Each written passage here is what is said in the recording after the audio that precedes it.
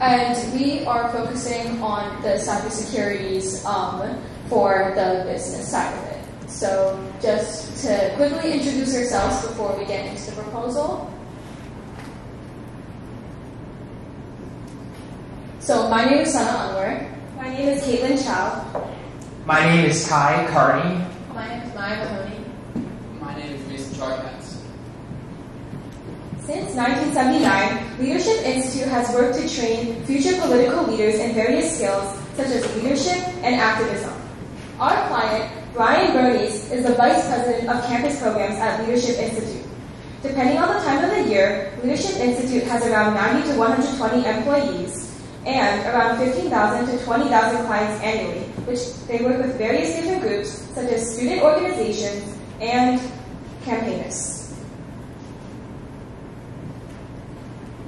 Sounds like a pretty big group. So why are we helping them? We're helping them because they're suffering attacks from hacktivists, people who disagree with what they do on an ideological level. These people are performing DOS attacks on their website. That brings the website down and means that they're not able to do what they do. Now, they also have another weakness. That is that they use multiple cloud storage options. Those cloud storage options, the fact that they use multiple of them, opens them up to more leaks. As for our SWOT analysis, SWOT stands for strengths, weaknesses, opportunities, and threats. And this is what we've identified for Leadership Institute. For their strengths, all of the credit card information of their clients is not stored on their website. Additionally, all of the data collection that is done on their websites is not vital to their company if any of it were to be leaked in a data breach. And additionally, background checks are done on all of their employees, both social media and criminal background checks. As for their weaknesses, they do have underdeveloped employee training, so oftentimes new employees often fall for phishing attacks. Additionally, currently their website is under maintenance and they don't have a proper website and no backup website. As for opportunities, there's always more room for growth in employee training, which, as I mentioned earlier, they could always fall for like phishing attacks. Additionally, they utilize bot and intrusion detectors. As for threats, as Kai just mentioned, they often fall for DOS attacks, and oftentimes their events are not able to be as fully attended as they would have wished due to registration being filled by people that aren't actually going to attend the events, and people buy tickets but actually don't attend the events. Some laws and regulations that they can and will encounter is first, since they're a nonprofit organization, all of the events need to be open access. So that means anyone with malicious intent can go in and collect data from them. And secondly, since they don't have campuses all around the world, they need to use hotels and other school campuses, meaning that they have regulations based on from campus to campus. And some of those regulations might prevent them from implementing some of their security measures. And finally, NIST, the National Institute of Standards and Technology, which is an organization that releases rules and regulations for all companies cybersecurity-wise. They have the 800-171 non-federal regulations, which applies to Leadership Institute because they're not federal organizations. So the first part of our solution does have to do with this 800-171, as Mason just mentioned. And the way that we are basically going to scale this is by, we want to have Leadership Institute have some compliance in this, which means that basically they get to, they would be under like Congress's recommendations on how to approach the security and privacy protocols. And the way that Leadership Institute would basically track this is through what's called the RACI model. RACI is an acronym that stands for Responsible, Accountable, Consulted, and Informed.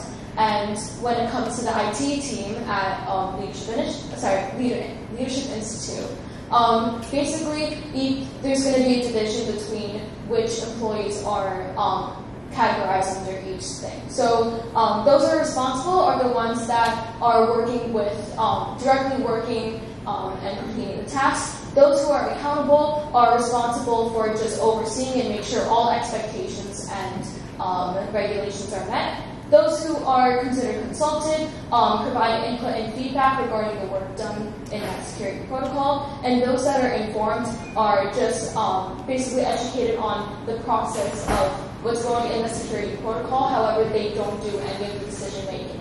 So under the NIST compliance 800-171, which Mason mentioned is used for those that are non-federal agencies, there are 10 security protocols that go under there, but the 3 that we want Leadership Institute to prioritize are awareness and training, which is AT, assessment, authorization, and monitoring, which is CA, and as well as identification and authentication, which is IO.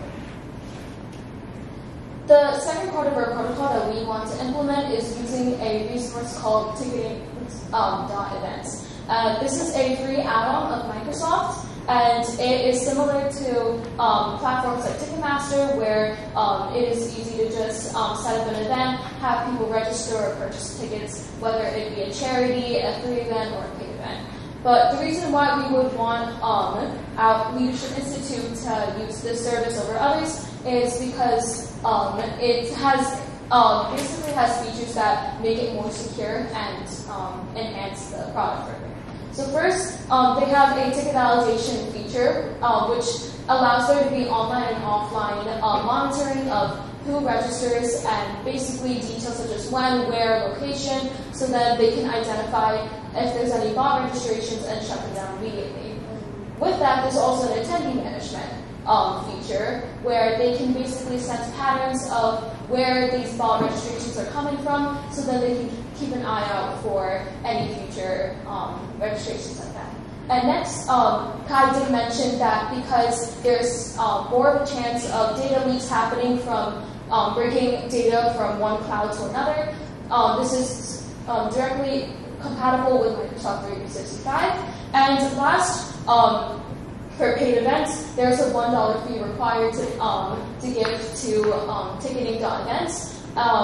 It doesn't apply to charities or free events if someone were to host them, but this is more likely to demotivate people from sending bot registrations due to the fact that they will have to give a deposit into that registration.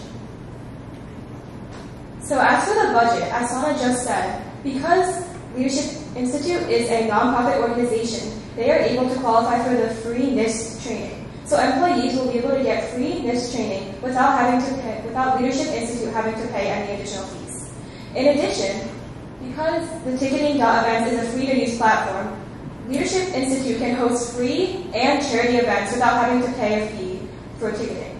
But for paid events, Leadership Institute will have to pay $1 per ticket sold. And this leads us to approximately $250 a year, given the estimated amount of events that Leadership Institute will have per year and the estimated people that will be attending each event. Okay, so implementation for this. We estimate that we can get this done within 90 days. Well, not us, the 6-person IT team that Leadership Institute has will get this done within 90 days. The first 21 of those will be dedicated to staff education on cybersecurity stuff. This will be using the free information that NIST supplies for small businesses. After that, they will need to spend some time getting used to the new software for ticketing registration, and they will also need some extra time just to bring their business up to NIST compliance, because even if you're educated in NIST, that doesn't mean your business is automatically compliant.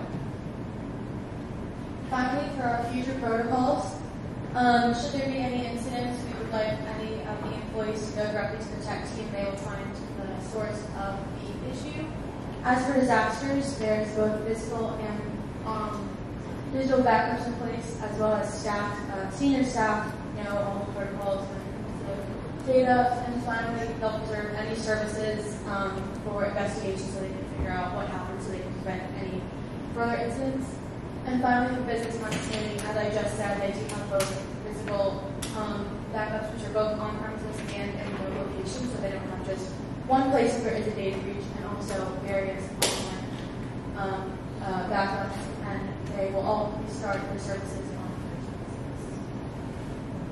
And with that, we just want to say thank you for your time and attention, and special thank you to everyone that has made this happen, such as the judges for taking their time off to be here and looking at our proposals, as well as to the LI staff, directors, and administrators who have set this up and made it possible for my team and I to basically devise this proposal. So, yeah, thank you.